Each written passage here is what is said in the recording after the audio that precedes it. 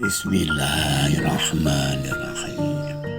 Assalamualaikum warahmatullahi wabarakatuh. Wahai anak-anakku, murid-muridku yang senantiasa dirahmati oleh Allah SWT. Marilah kita lanjutkan pelajaran kita, ngaji belajar murid. Kali ini kita membahas mengenai pelayan kehidupan. Bisakah kita memisahkan matahari dengan sinarnya? Bisakah kita memisahkan api dengan panasnya? Bisakah kita memisahkan gula dengan manisnya? Bisakah kita memisahkan zat dengan sifatnya? Lalu bisakah memisahkan Allah dengan hidup? Bukankah Allah memiliki sifat hayat atau hidup? Hidup meliputi semua yang ada dalam kehidupan ini. Makhluk hidup atau benda mati yang ada selalu diliputi oleh hidup. Dan hidup adalah salah satu sifat Allah. Itu artinya semua yang ada atau yang hidup pasti ada di dalam Allah. Namun adakah kesadaran seperti ini selalu ada pada setiap orang? Sekalipun yang mengaku sebagai hambanya. Hamba adalah abdi atau pelayan. Mengabdi kepada Tuhan sama halnya mengabdi kepada kehidupan. Hidup adalah pengabdian. Inilah prinsip bagi kita yang telah tercerahkan. Kesadaran sebagai abdi atau sebagai pelayan mendorong kita pada situasi dan kondisi melayani dan melayani, memuaskan dan memuaskan, memanfaati dan memanfaati. Bagi pribadi yang telah cerah, tidak ada saat yang lepas dari pelayanan, apapun tugasnya, apapun profesinya. Guru melayani murid, pedagang melayani pembeli, sopir bus melayani penumpang, majikan melayani pelayan, pelayan melayani majikan, ulama melayani umat, pejabat melayani rakyat, orang tua melayani anak, anak melayani orang tua, dan bahkan alam semesta pun hadir dalam suasana melayani. Udara melayani makhluk yang ingin menghirupnya. Panas api melayani kepentingan manusia untuk memasak. Panas matahari melayani kebutuhan semua makhluk yang ada di bumi, termasuk kebutuhan air laut agar dia menguap sehingga menjadi air hujan. Tidak ada makhluk apapun di alam semesta ini yang tidak terlibat dalam pelayanan.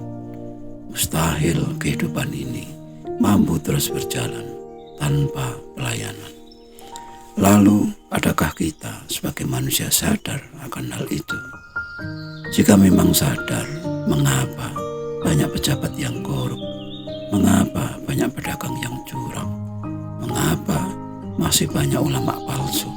Mengapa masih banyak orang yang egois? Masih banyak orang-orang yang tidak baik? Bukankah mereka semua seharusnya selalu dalam posisi melayani, yang notabene memuaskan yang dilayani? Bukankah semua orang adalah pelayan? Wahai anak-anakku, murid-muridku, bukalah mata, bukalah telinga. Lihatlah apa yang harus kamu lihat. Dengarlah apa yang harus kamu dengar. Temukanlah kebenaran di setiap kenyataan yang ada.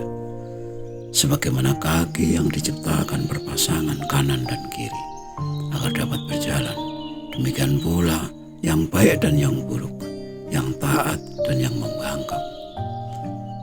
Roda kehidupan terus berjalan karena pergantian atas dan bawah.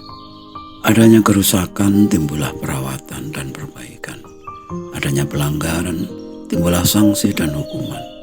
Maka dibutuhkan aparat penegak hukum dan dibutuhkan pula tempat tinggal bagi mereka yang dihukum, yaitu penjara.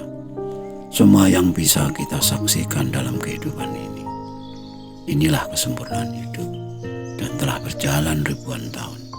Peristiwa terjadi tidak pernah minta pendapat kita, setuju atau tidak. Waktu terus berjalan, tidak peduli kita siap atau tidak, kita ingat atau tidak, dia terus saja berjalan. Terserah kita sadar atau tidak.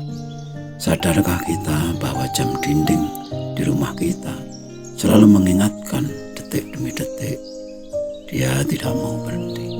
Sadarkah kita bahwa kalender melayani kita dari hari ke hari, dari minggu ke minggu, dari bulan ke bulan, dan akhirnya sampai di akhir tahun, bahwa jatah hidup kita telah berkurang setahun. Waktu dan peristiwa pun melayani kita. Waktu membantu melayani kita, mengingatkan betapa terbatasnya waktu yang kita punya dalam kehidupan ini.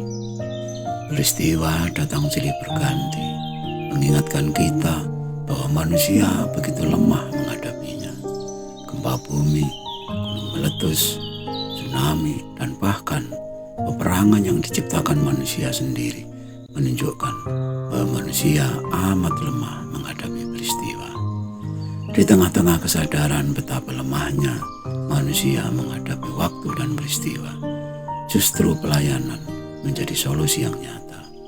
Tidak masalah kita kehabisan waktu, yang penting dalam keadaan melayani atau menjalankan tugas.